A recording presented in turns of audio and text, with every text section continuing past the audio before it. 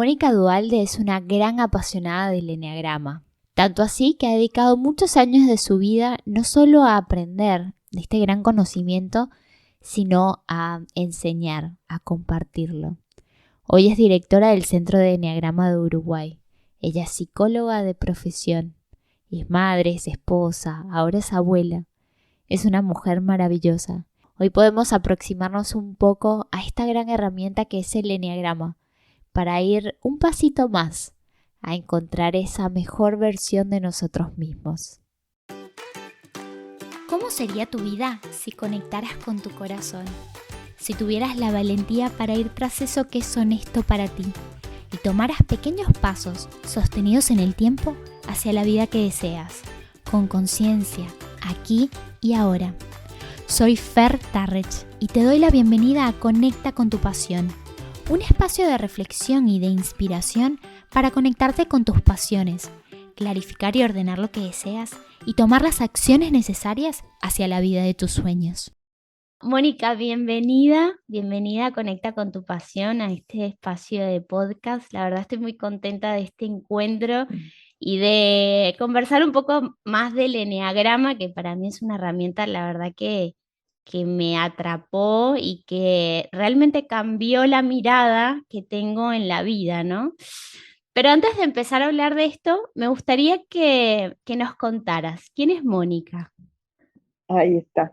Bueno, Fer, un honor y una alegría poder conversar contigo. Te tuve de alumna en el Centro de Eneagrama y percibí con claridad esa pasión y esa transformación, ese descubrimiento que hiciste del Eneagrama, que transmitías esa emoción. Así que, y te cuento un poco quién soy. Bueno, yo soy Mónica Duhalde, tengo dos hijas, Jimena y Marcela.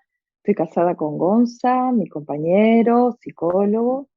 Este, yo soy psicóloga de profesión y, y siempre he sido muy inquieta. Me- Siempre, si bien me formé en la Universidad de la República, este, cuando empecé la práctica en la clínica, empecé a sentir la necesidad de descubrir diferentes caminos y en eso, de la búsqueda, por allá, cerca del año 2000, 2002, por ahí, me pasó algo que yo digo, no es casualidad, sí, es porque es más causalidad que casualidad, que en una misma semana, dos personas muy entrañables para mí, dos amigos, por diferentes motivos me presentaron el enneagrama. ¿Ah? Una amiga, colega, que hoy ya no está entre nosotros, estaba con unas fotocopias de un libro de Naranjo y me acerco y me empieza a hablar del enneagrama. Yo nunca había escuchado, y como soy muy curiosa, quedamos en que cuando ella lo terminaba me pasaba la fotocopia, y ese fin de semana, un psiquiatra amigo, Freddy Painuzat, querido, este, fuimos a la casa el fin de semana y me dice, mira, me regaló una paciente este libro, y me dice, y yo sé que a vos te interesan estas cosas, y le digo, dale, yo lo leo y te hago un avance. Y bueno, ¿por qué? Porque dije, bueno, en una semana, dos veces encontrarme con algo que nunca había escuchado, indudablemente sentí que era llamada a entrar a ese mundo. Y fue así, fue como un enamoramiento, eh, tanto que empecé como a investigar, a espiar, eh, y a transmitir naturalmente. Me gusta mucho la docencia, entonces empecé como a transmitir, eh, a todos mis amigos, los colegas, a toda la gente que me rodeaba, y hasta que un día otra querida amiga, Claudia de Angelis, me dice, arma un grupo de enneagrama, y yo no tenía, yo tenía mucho trabajo en la clínica, me daba un poco de pereza armar grupos, y ella me dice, yo te lo armo, y de ahí en más, y esto ya hace cerca de no sé cuántos años, pero muchos años, ya no sé, pero de haber sido en el 2005, 2006, arranqué con el primer grupo, y de ahí se fue dando año a año. Uno de los grupos quedó muy interesado y me pidió más, armé avanzado, y ese mismo grupo quería más, y así que armé orientador de enneagrama, que son 3 niveles, cada nivel se puede dar por separado. pero son 3 niveles de profundización de Eneagrama. Armamos el centro de Eneagrama, que es un lugar de estudio y de profundización del Eneagrama, ¿no? Son cursos anuales, no es solo aproximarnos, sino que de verdad meternos en profundidad en el tema y transformarlo en una forma de vida. Entonces, hablarte de mí es también hablar del eneagrama, ¿no? Si bien yo he hecho otras cosas, hice formación vincular, sistémica, hice formación, hice 4 años con Dani Taropio en psicología transpersonal, fui docente honoraria en los inicios de mi carrera en la cátedra de psicología social. Si bien hice muchas cosas, porque siempre he sido como muy curiosa, realmente el eneagrama para mí fue un antes y un después, en lo personal y en lo profesional. Y como vos decís, es un conocimiento, ¿no? Bueno, justo te iba a preguntar eso, ¿no? Porque capaz que alguien que escucha esto dice, no, es la primera vez que escucha el eneagrama o no sabe de lo que Ahí estamos está. hablando. Entonces, como si lo pudieras hacer como resumida, o sea, ¿qué es el eneagrama, ¿no? Para alguien que no, nunca lo escuchó. Es un conocimiento que nos lleva justamente a entender cómo funcionamos en el mundo y cómo funcionan las personas que nos rodean. ¿Ah? La palabra eneagrama viene de 9, ¿no? O sea, 9 tipos de personalidades básicas. Lo que plantean es que hay como 9 formas diferentes de mirar la vida, y no solamente de mirarla, sino de actuar en la vida. Las 9 están referidas a un dolor primario, hay diferentes teorías. Cuando uno mira la herida infantil desde la bioenergética, lo vemos en las diferentes etapas o fases del desarrollo. Cuando lo vemos desde otros autores, como la escuela americana de Hudson, vamos viendo la conformación del niño, cómo el niño se defiende frente a los problemas de la vida, a la experiencia, ¿no?, de vivir de diferente manera, y así se va conformando una forma, un patrón de defendernos en la vida que va moldeando la personalidad. Entonces habla de 9 tipos de personalidades básicas, donde todos nosotros, de alguna manera, desarrollamos unas más que otras. O sea, la realidad es que las 9 energías viven en nosotros, pero hay una fundamental y básica que es desde donde nosotros nos desarrollamos y funcionamos más. El resto de las 8 son como una caja de herramientas que tenemos para justamente tener una experiencia mejor de esa energía basal que desarrollamos. No sé si quedó muy claro así, pero tú que lo entendés. Sí, bueno, claro, sí, yo, bueno, hice el primer año y estoy ahí como en fila de seguir profundizando, pero sí, a mí lo que me quedó claro al profundizar o fue como otra mirada de, bueno, de acuerdo a esta herida, bueno, yo tengo como, desarrollé esta personalidad y es como muy increíble cómo realmente describe qué te sucede, ¿no? Cuando estás sano, cuando estás equilibrado, cuando no. Y también esos caminos hacia ese equilibrio, hacia ser como tu mejor expresión o Versión, exacto. exacto, eso, porque tú dijiste esto de la caja de herramientas, es como tal cual, es como, bueno, puedo ver como cierto diagnóstico de cómo estoy con una descripción que es tan adecuada, como tan profunda, Exacto. que tú dices, no puedo creer que eso me describa a mí y describa a otras Ujú. personas con esa misma energía basal. Y después esto otro que traías de, bueno, la caja de herramientas de cada una de las energías, porque si vamos desarrollando, si vamos aprendiendo de esas otras energías, también hace mi mejor versión, ¿no? Eso me parece. Exacto. Exacto, exacto. Sí, esto es bien interesante, como a veces cuando uno aprende el eneagrama o tiene la primera experiencia en un curso de fin de semana y esas cosas, lo primero que uno encuentra es esto que vos decís, como maravillarse de decir, uy, ¿cómo me describen? Yo no, hay gente que dice, pero tú estabas hablando de mí. No, no, estoy hablando de la energía, ¿no? Entonces, realmente yo a lo largo de mi profesión he estudiado muchos tipos de clasificación de la personalidad, pero nunca encontré algo tan claro, donde cada uno de nosotros lo verifica. Ya no es creo en una teoría, es verifico en mí esa teoría. Eso creo que es como lo impresionante del eneagrama, ¿no? No necesitamos un aval de nadie, sino de nosotros mismos. Es tal cual, como tú decís, cuando vamos a la luz, estamos desarrollando determinadas conductas y cuando nos ponemos más en la sombra, en la oscuridad, en el desequilibrio, estas otras, o estas otras formas de expresión. Y lo verificamos, es así, es tal cual. Enseguida nos surge un ejemplo, enseguida cuando empezamos a ver el eneagrama, empezamos a ver las energías y decimos, uy, mi madre, mi abuela, mi tío, mi compañero, o sea, empezamos rápidamente a describir, y esto me parece como maravilloso, darnos cuenta, ¿tá?, que somos energía en expresión, y esto también es una de las cosas como más profundas que nos enseña el eneagrama. Yo coincido contigo de eso, de que me parece impresionante tener esa caja de herramientas como para tener nuestra mejor versión.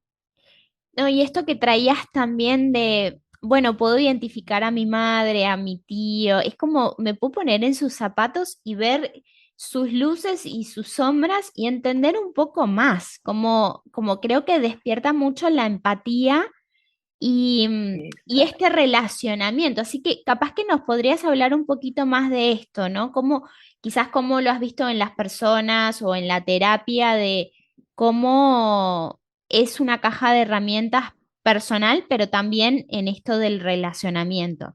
Yo siempre digo, el eneagrama lo puede hacer todo el mundo. Hay gente que me pregunta, ¿tengo que ser profesional? ¿Tengo que ser psicólogo para hacer eneagrama? No, porque justamente lo que tú aprendes es a entenderte tú. Primero, yo creo que cuando uno entra en el mundo del eneagrama es justamente para entenderse uno mismo.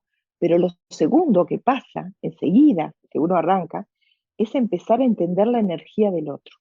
Y como vos decías, esto genera una mirada más empática al otro, cuando empezamos a darnos cuenta que la reacción frente a una misma situación del otro tiene más que ver con su dolor, con su conformación, cómo es su conducta o cómo es su comportamiento en el mundo, y no es que lo hace porque sí, porque no le importa o porque quiere hacer algo diferente a lo que nosotros estamos esperando. Entonces, en lo vincular nos ayuda mucho a ser compasivos, a entender, a ser empáticos con la reacción del otro, pero además nos enseña a prever la reacción del otro. Por eso yo digo que estudiar enneagrama en serio, y cuando digo en serio es no acercarnos en un curso, que hay que hacer también, cursos de fin de semana y acercamientos, pero cuando uno de verdad se mete a estudiar enneagrama, en lo profundo, lo que genera justamente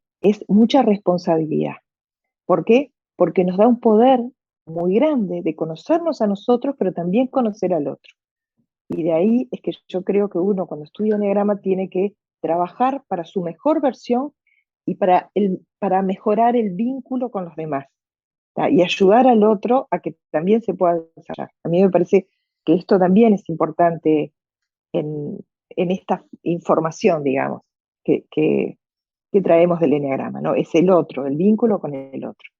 Muchas parejas hacen enneagrama y todos te dicen, mirá, vos decías, y ahora entiendo, y ayuda mucho. A mi pareja mismo nos ha ayudado mucho a entender los diferentes timings, el diferente tiempo de uno y del otro.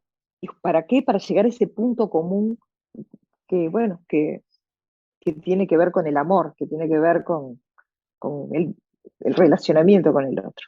¿Y el eneagrama nos puede apoyar a descubrir o a ver un camino hacia nuestro propósito, nuestras habilidades, nuestros dones? O sea, cada energía puede ser más propensa a ciertas profesiones o ciertos caminos laborales.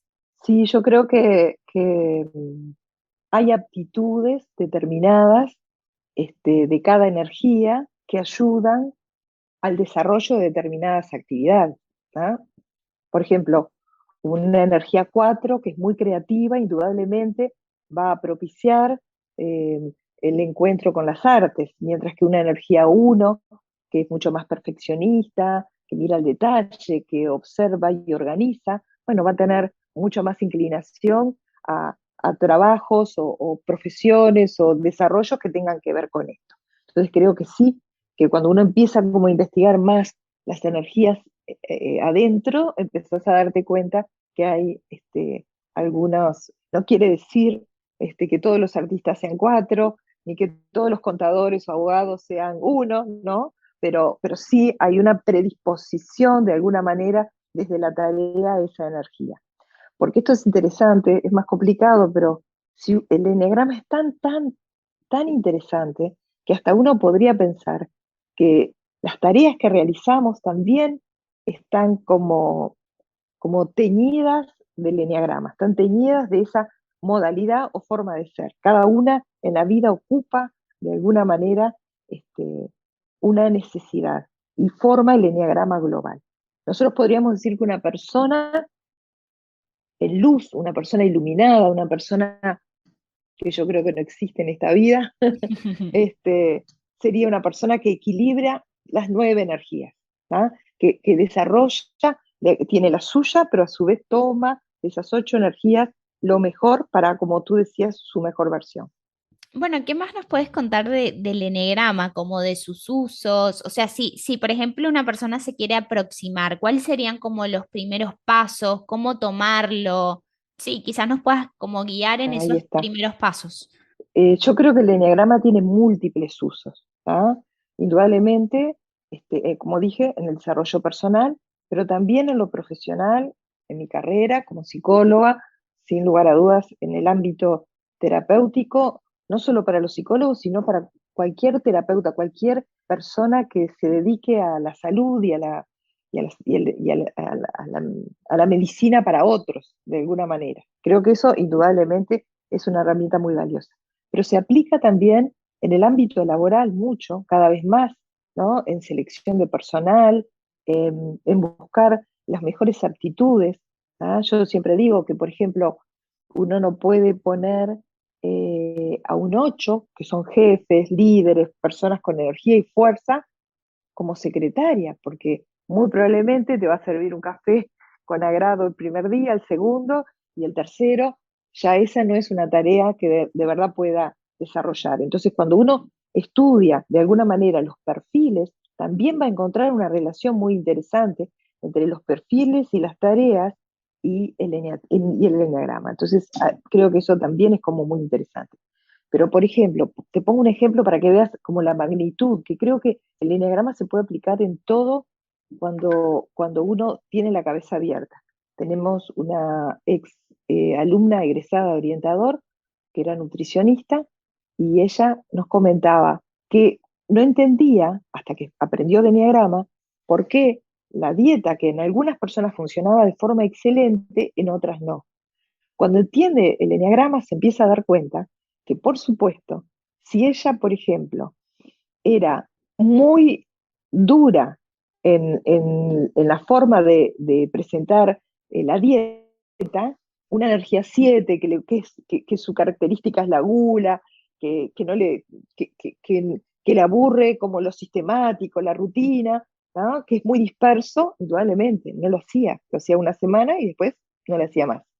Mientras que si en esa dieta dejaba un día permitido, a la persona que era muy más estructurada, más rígida, más ordenada, era un caos ese día permitido, no quería un día permitido. Entonces, ella de alguna manera empezó como, obviamente con lo que ella sabía de nutrición, a poder entender de alguna manera estas 9 tipos de personalidades y presentar la dieta con las diferencias que tenía cada una de las energías.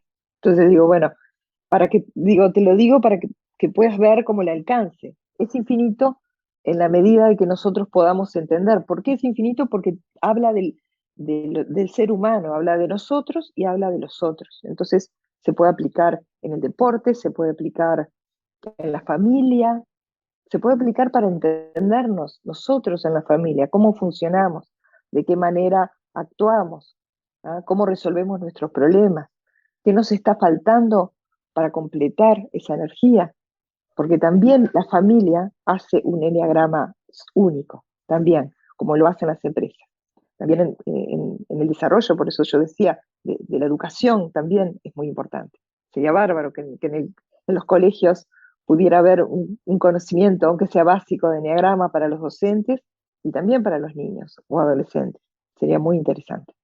A ver, esto último, como no lo entendí, o sea, la familia en su conjunto arma su eneagrama, no como cada una de las personas, sino, ah, mira qué No, interesante, o sea, la familia tiene esta sí, energía, por ejemplo. exacto. Exacto, entonces ahí hay una forma determinada de hacerlo y ahí vemos que está faltando en esta familia, por ejemplo, vos que sabes un poco de enneagrama, se hace de determinada manera y se arma como si fuera una persona, como si la familia fuera una persona, ¿tá? Y ahí vemos, por ejemplo, si a esa familia le está faltando energía 9. ¿Qué significa esto? Le está faltando parar, ¿tá? Es una familia que está muy, muy, muy activa, muy, entonces no paran. Y eso obviamente genera vicios, genera dolores, genera dificultades, porque capaz que no hay un diálogo suficiente, no hay capacidad de contemplación, no hay capacidad de vivir el aquí y el ahora. Siempre se está pensando en el futuro, por ejemplo. Pongo ese ejemplo. ¿Ah? O hay, por ejemplo, familias que les falta, no sé, la energía 3. Entonces proyectan esto y lo otro, pero no logran concretar. ¿Ah? La energía 3 les va a regalar el concretar. Entonces, al entender esa energía, la familia puede llegar a completar desde el conocimiento qué es lo que está faltando. ¿Ah? Es como muy parecido a una persona. ¿Viste qué Sí, interesante? sí, súper, es que realmente como tú dices, el eneagrama tiene como que puede ir a tantos lugares y capaz nos puedes relatar, porque a mí otra cosa que me llamó mucho la atención es que en realidad procede de hace muchos años, o sea, es como realmente algo muy ancestral, diga, no sé si esa es la palabra, pero y que ha ido Sí, mutando, como que también es bastante dinámico de acuerdo a cómo se estudia, ¿no? Entonces, capaz que nos puedes hablar exacto, un poco de exacto. eso. Sí, tiene orígenes ancestrales. El otro día, un poco conversando con mi esposo, es un tema que a mi esposo le interesa mucho, el tema de los orígenes, ¿no? Cuando uno lee, la mayoría de los libros te hablan de que el eneagrama se pierde como la historia, se pierde en el tiempo, ¿no? Los primeros vestigios del mandala, del eneagrama, que el mandala del eneagrama es un círculo, un triángulo y una héxaga, con 9 puntos, o sea, eso formando los 9 puntos, ese mandala del eneagrama se vio desde 3.000 años antes de Cristo, o sea, en los sufíes en Babilonia se dice que probablemente los orígenes estuvieran planteados desde ahí. La realidad es que es así, que hay varias teorías, ¿no? Hay otros que hablan de los celtas, hay varias teorías y hay algunos autores que han hecho investigaciones interesantes con respecto a esto.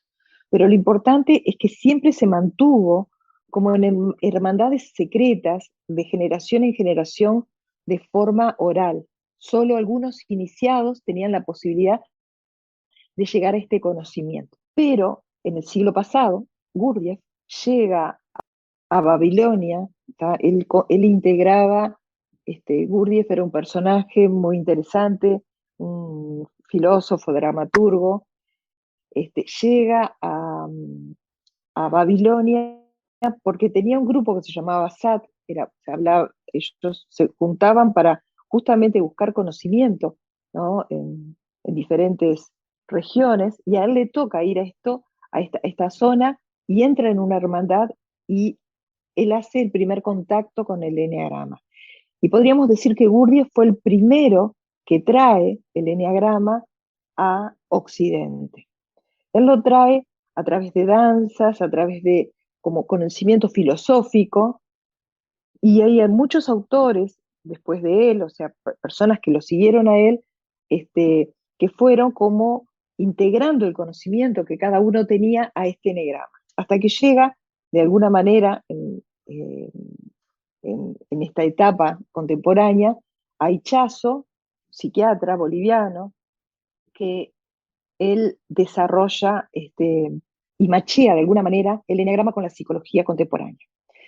Naranjo, otro psiquiatra chileno, que falleció hace relativamente poco, alumno de la escuela de Ichazo, desarrolla mucho más, o sea, le da una mirada más profunda al eneagrama. Y, y después hay muchos autores, hay muchas escuelas hoy de eneagrama diferentes, con muchas miradas. Podemos encontrar la escuela de los americanos, donde eh, uno de los máximos exponentes es Hudson, Richard Hudson, donde hay un libro muy conocido que la mayoría de las personas que se acercan al eneagrama es lo primero que encuentran, que es la sabiduría del eneagrama, que se los recomiendo, que es de Rizzo y Hudson. Rizzo es fallecido, Hudson este, está vivo, y yo tuve el honor de estudiar algunos temas con él y profundizar algunos temas con él. Y después hay una escuela muy fuerte en Argentina, donde está mucha gente de la IEA, de International Enneagram Association, y en Argentina tiene mucho peso. También está Roberto Pérez, Lucín Serra, eh, mucha gente que ha desarrollado, Orlando y Laura en Córdoba. Hay mucha gente que ha venido investigando y desarrollando. En Europa también hay un empuje muy grande del enneagrama en este momento, y está entrando en Asia también. O sea, es realmente, justamente porque esta maravilla, esto que te pasó a vos, esto que me pasó a mí, de maravillarnos, este, que con el enneagrama está pasando en todo el mundo.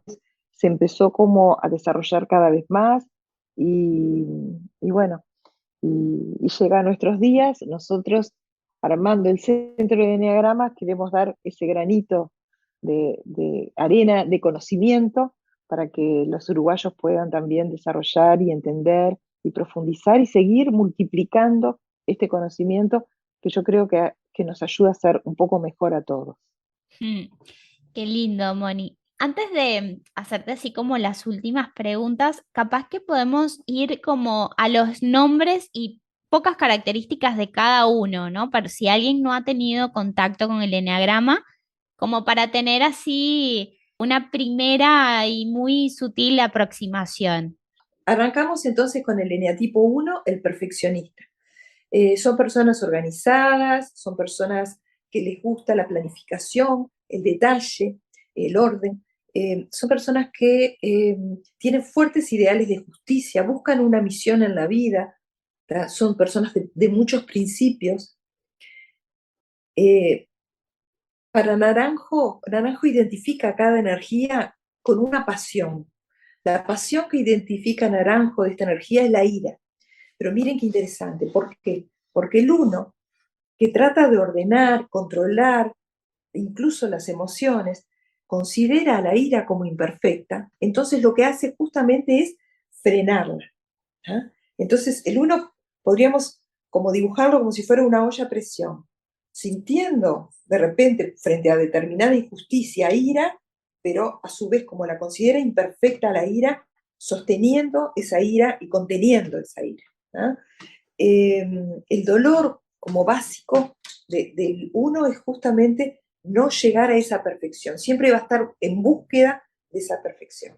Muy breve, sigo, hay mucho para hablar del uno, pero sigo muy breve. El 2 lo llaman el ayudador. Es la persona que conocemos, esa persona servicial, esa persona que no le cuesta hacer más por el otro, que vive de alguna manera ayudando, sosteniendo, nutriendo. Es la que no tiene pereza de ir a un sanatorio a cuidar a un amigo, de llevar a alguien a un lugar más lejos. Es esa persona que siempre está al servicio del otro y que permanentemente está mostrando actitudes de mucha generosidad. ¿No? Cuando la energía del 2 se va un poco más a la sombra, como se desintegra, podemos justamente ver personas que están buscando ser queridos, porque el dolor básico del 2 es ser querido. Están buscando permanentemente en el otro ser querido. Y eso lo que los lleva es a veces a dar esperando recibir. ¿Ya? Y le genera mucho sufrimiento, y a los demás, a los que vemos esta energía, a veces sentimos esta como quizás victimización o manipulación, aparecen estos aspectos, bueno, justamente porque ahí está como su herida básica, su herida central. Para Naranjo, la pasión es el orgullo. ¿Por qué?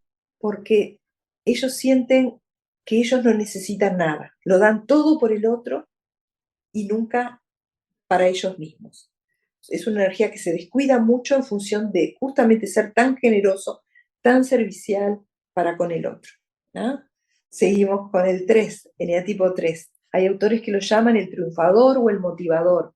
Son personas que, así como al 2, el dolor es el no ser querido, para el 3 el dolor es no ser valorado, ¿no? Está buscando permanentemente el logro. ¿Por qué? Porque desde muy chico se identificó con ese logro, ¿no? Entonces son personas muy trabajadoras, muy workaholic, personas que buscan mucho llegar a esa meta, llegar a ese desafío que se ponen. Están siempre, de alguna manera, compitiendo con ellos mismos en esa permanente, continua mejora, ¿no? Se ponen un desafío, llegan acá, se ponen otro desafío, llegan acá y siguen subiendo. Son muy motivadores, tienen esa capacidad de automotivarse y motivar a los demás, pero en esa búsqueda, ¿no? Para Naranjo lo identifica con la vanidad. En esa búsqueda muchas veces caen en eso de ser tan seguros de sí mismos, trabajar tanto para llegar al logro, que empiezan como a creérsela de alguna manera, ¿no? Tienen ese aspecto más vanidoso, más narcisista, se presentan de una manera como tan seguros que de alguna manera van cayendo como en esa sombra de la vanidad y a veces incluso de la mentira para poder llegar a eso. Vamos al eneatipo 4. El eneatipo 4 es el creativo, el bohemio. Algunos autores lo llaman el individualista, porque son personas que más que preocupadas por el afuera, están preocupadas por el adentro, están preocupadas por sí mismos. Son personas muy profundas que trabajan mucho en sí mismos, les interesa mucho su propia profundidad y eso hace que a veces se olviden un poco del otro. Su dolor es saber quiénes son, es como su gran pregunta. Tienen un dolor en la identidad, están permanentemente buscando quiénes son, ¿bien? Y eso los hace a veces estar como muy pegado a lo emocional, son muy emocionales, ¿tá? Es como, están muy pegados a la emoción y al estar pegados a la emoción son muy ciclotímicos, van y vienen, son muy dramáticos, son muy románticos, ¿no? Y bueno, y sin lugar a dudas, cualquier expresión artística los ayuda a sublimar, los ayuda a calmar, digamos, ese dolor. Para Naranjo, la pasión que identifica al 4 es la envidia. ¿Por qué? Porque a veces en esta búsqueda de sí mismo piensan que el pasto del vecino es más verde que el de ellos, ¿no? Están como muy pendientes de lo que el otro tiene en función de ellos, ¿no? Y eso les trae mucho sufrimiento. ¿Bien? Vamos al 5, perdón. El eneatipo 5 es el experto, el científico, es, podríamos decir para los de mi época, giro sin tornillo, para los de mi edad. Son las personas que les interesa entender el mundo. Ellos están llamados a querer saber cómo funciona este mundo. Les interesa saber todo, no les alcanza ver la bolsa de leche, quieren saber cómo llegó esa bolsa de leche. Entonces van a hacer todo el recorrido hasta entender y llegar a la vaca y llegar a cómo fue el origen de esa leche. Siempre les interesa el conocimiento por el conocimiento en sí mismo. Son personas que en esta búsqueda de conocimiento se vuelven muy expertos en lo que a ellos les interesa. Entonces van a ser brillantes en lo que a ellos les interesa, pero esto los va a alejar mucho de la vida emocional. Entonces, con respecto al vínculo y al encuentro con los demás, les va a dificultar muchas veces ese vínculo y ellos se van a ir aislando en ese mundo, que es un mundo personal, un mundo propio, un mundo de conocimiento, con dificultades de vínculo con los demás, ¿no? Naranjo los identifica con la pasión de la avaricia. Avaricia, ¿por qué? Porque a veces ellos sienten que no vale la pena enseñar lo que saben. se sienten realmente que conocen tanto y saben tanto, y que el otro no va a saber o no va a entender, que sienten que no tienen por qué perder tiempo para con los demás. ¿Bien? Entonces, la avaricia está fundamentalmente volcada a este tema, al no perder tiempo con los que no entienden. Y eso obviamente los aleja de enseñar, los aleja de disfrutar del encuentro con los demás. Obviamente parte del camino de sanación, cuando el 5 se va a ese lugar de más aislamiento, es salir de ese aislamiento y poder sí regalarle al mundo todo ese conocimiento que de verdad tiene. ¿Bien? Seguimos, el 6. El eneatipo 6, muchos autores lo llaman el leal, porque son personas súper responsables, son personas súper leales. Pero miren qué interesante, el 6 tiene como una dualidad. Al principio, cuando recién empiezan la relación, van a ser desconfiados. El 6 tiene una desconfianza natural. Primero van a desconfiar. ¿Por qué? Porque el miedo fundamental, la pasión para, para el 6, según Naranjo, es el miedo. Son personas muy miedosas. Tienen mucho miedo de perder la seguridad. Entonces eso los va a llevar a la desconfianza. Los va a llevar a la desconfianza hasta que confíen. Cuando prueban a esa persona, cuando prueban esa situación, cuando prueban a esa institución y consideran que ese lugar es un lugar seguro, ahí van a ser súper leales. Van a ser los últimos que se bajan del barco. ¿Ah? Entonces van a pasar de la desconfianza a la confianza total. ¿Ah? Y esta energía, que justamente una de las características fundamentales es que tienen miedo al miedo, son muy miedosos, con pensamientos catastróficos. Uy, llega tarde, ¿qué habrá pasado? ¿Será que tuvo un accidente? ¿Qué es lo que habrá pasado? Entonces, estas personas que tienen este pensamiento, justamente ellos van a tratar de armar todo lo que puedan para no sentirse así. ¿Ah? Son muy ansiosos, el miedo los va a llevar a la ansiedad, y bueno, para calmar esa ansiedad necesitan esos fuertes fortalezas de seguridad. Seguridad en una pareja, seguridad en la familia, seguridad en sus amigos, porque eso sí también es una característica muy de 6, que son muy familiares, muy de su grupo, muy de su clan. ¿Ah? Y van a tener dos formas de actuar frente al miedo. Una va a ser fóbica, o sea, van a huir del miedo, y otra va a ser contrafóbica, van a ir hacia el miedo, ¿no? Van a atacar, ¿no? Como no hay mejor defensa que un buen ataque, bueno, ellos van a ir directo hacia el miedo, justamente para poderlo vencer. O sea que esas dos formas se va a presentar en este eneatipo 6. Vamos al eneatipo 7. El eneatipo 7 lo llaman el entusiasta. Son las campanitas, digamos, del eneagrama. Son chispitas, son musicales, son personas que cuando llegan alegran una reunión.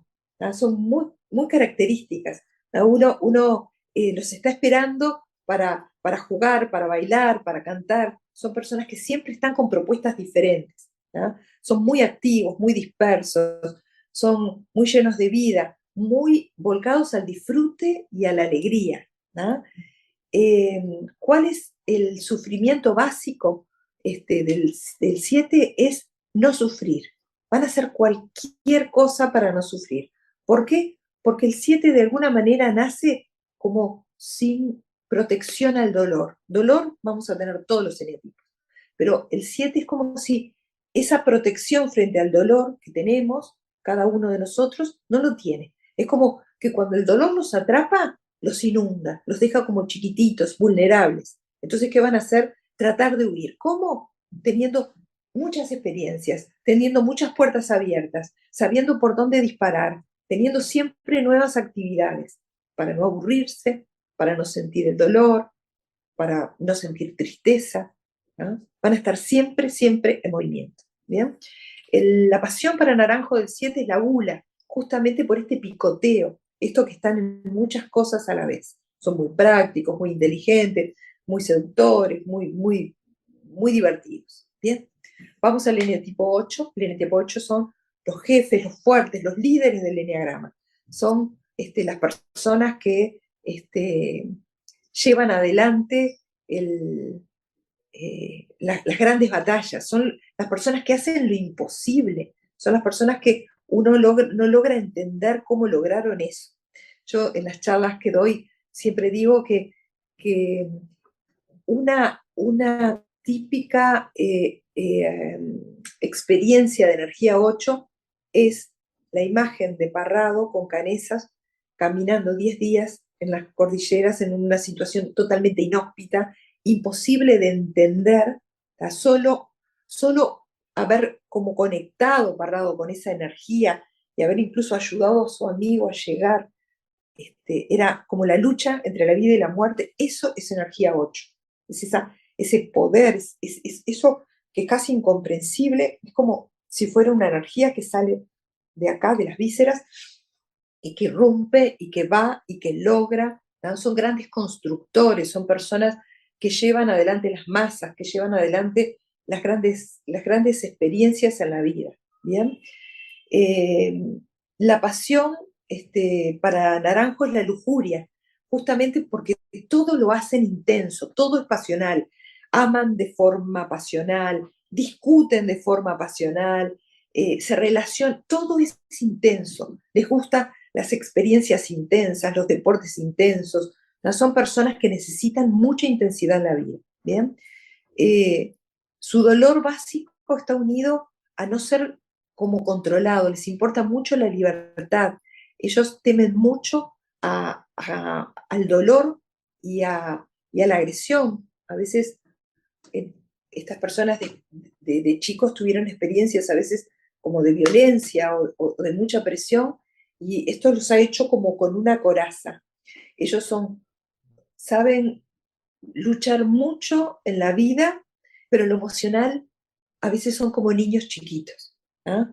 O sea, tienen esa coraza en funcionar en las leyes de la materia y de la vida, y en lo emocional son como niñitos a veces desamparados.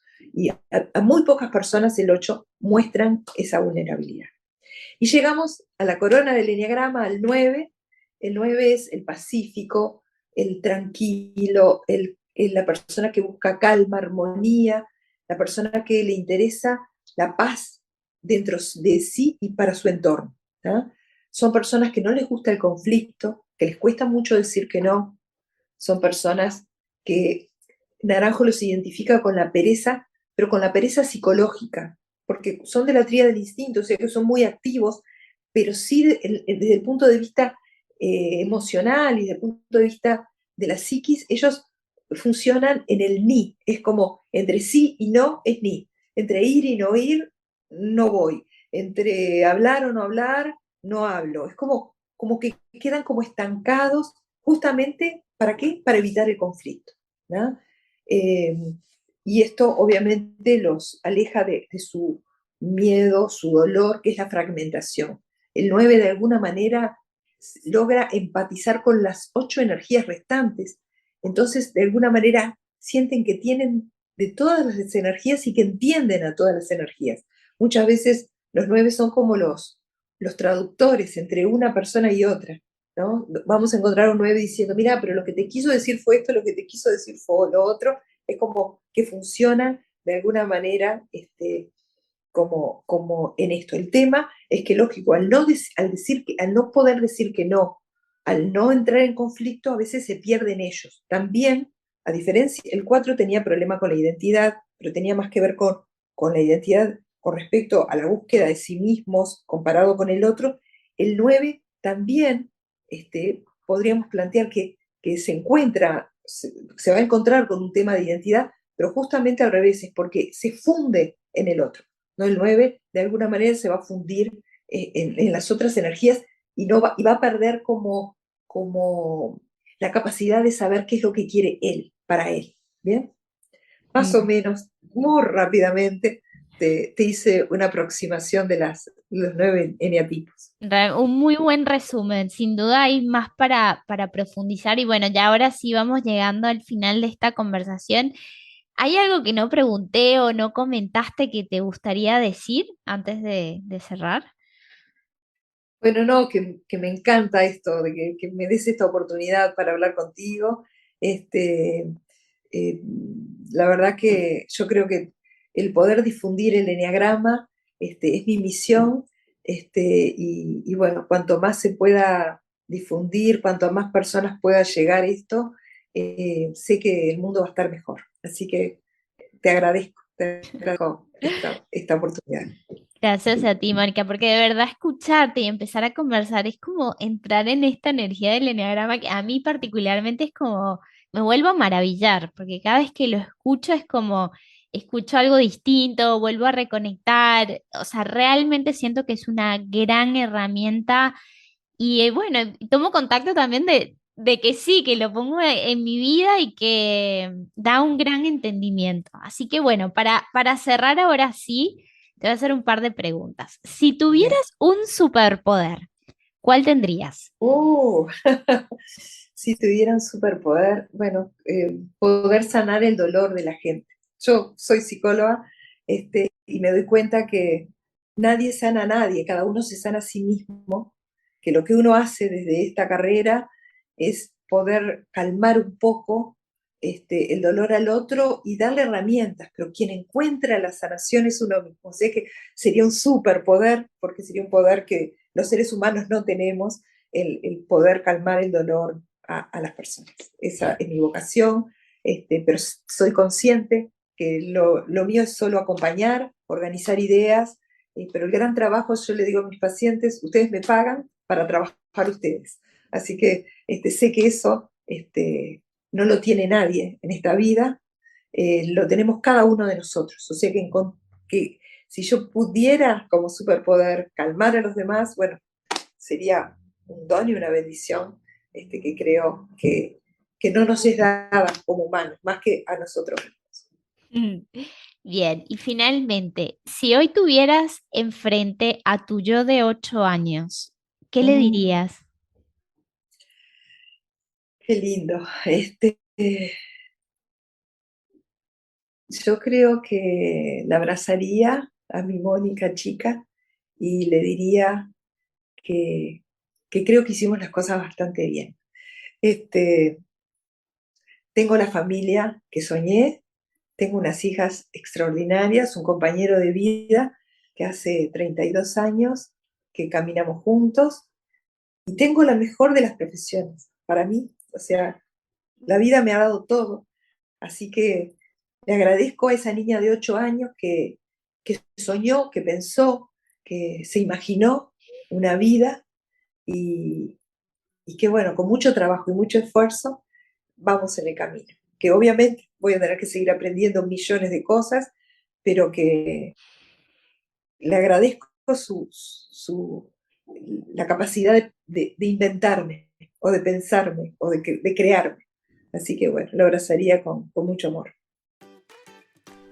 Gracias por escuchar esta conversación, gracias por calificar con 5 estrellas el podcast y compartirlo con cualquier persona que sientas que pueda resonar y que le pueda servir esta información.